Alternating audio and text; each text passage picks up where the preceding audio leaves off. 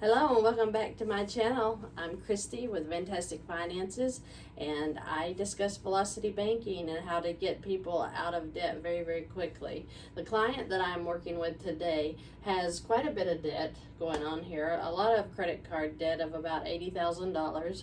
But he has a large income. So wanted to go over a scenario of how he could begin today to start ridding his credit card debt without getting any other HELOCs or lines of credit. So his income currently is $12,690 a month.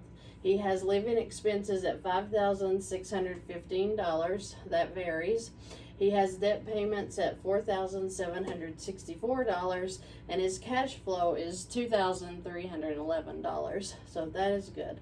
He has a $25,000 savings account, but I wanted to give him a scenario without touching that and kind of let him see that he can still work around the savings if he wants to keep that or not. I wanted to show him too, though, what the difference would be in using that savings, and is it really doing him any good by sitting in there. So start with his $25,000 American Express card. The payment on it is $783 a month. These balances vary because when he sent me his numbers, they disappeared. And so I know the basics, and I've kind of divided it out to make a scenario. So he would know the real balances on that and can update me on such. But this will still give him an idea of the way to work this strategy. So if he took the $25,000 American Express card, he came over here and he put in his monthly income. Now it shows only $5,545. The reason being is I deducted out, of course, the debt payments, because you can't make car loans and mortgages and credit card payments off of another credit card. So I went ahead and deducted that, and the remaining left over was $5,545 income that he could put into this card every month. Then he would pay his monthly expenses out on the credit card, which would be his electric bill, eating out, groceries, car insurance, anything that he can swipe a card or set up on automatic deduction. That's what he would do for this scenario. So as the expenses come out, every month his income goes in, his expenses come out. Then this American Express card would pay off in approximately 9 months. Does that make sense? If not, please leave me any questions that you have below, any comments if you see I made any mistakes. The next thing that I want to look at is his savings account of $25,000. This $25,000 is sitting in a savings, and it may be drawing the great amount of 2%, which would be highly unlikely in a bank savings account. So I wanted to show how much money he is losing by allowing this cash just to sit in the bank like they taught us to do. If he were to come and pay off his American Express card at $25,000, the $783 payment would be gone, but he's paying $12.32 a day in interest. If he was drawing $12.32 a day in interest off of the bank for it sitting there, I'd be like, hey, that's a good deal, leave it there.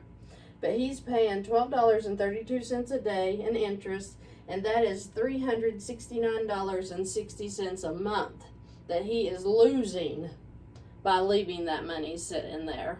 But again, that is everyone's prerogative. I choose to use credit cards as my savings account.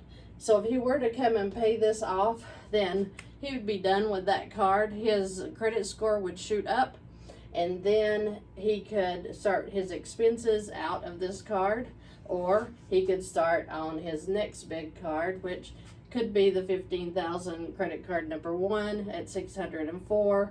That would knock that payment out, and then he could start again, and he would have this amount paid off in about 6 months. So it is however you want to spend your money. If you want to play the bank's way, you can leave your money sitting in there and let them be drawing off of you while they turn around and give you loans charging you the $369 a month. We have to change our mindset to say, oh my goodness, wow, I am really throwing $370 a month out the window just because they told me to. So I just wish that everybody would, stop thinking about credit cards as debt and start thinking of them as your savings account. And it makes all the sense. So it would be a good idea for him to take his savings and pay off a credit card, and then anything that he needs to buy, he would go to his American Express. As he moved to the credit card number 1, he would start making his income deposits directly into this card, which would give him a $604 cash flow increase on this 2311. On this credit card, he is also paying $7.39 a day in interest and $221.70 a month in interest. Now, mind you, I only figured this at 18%.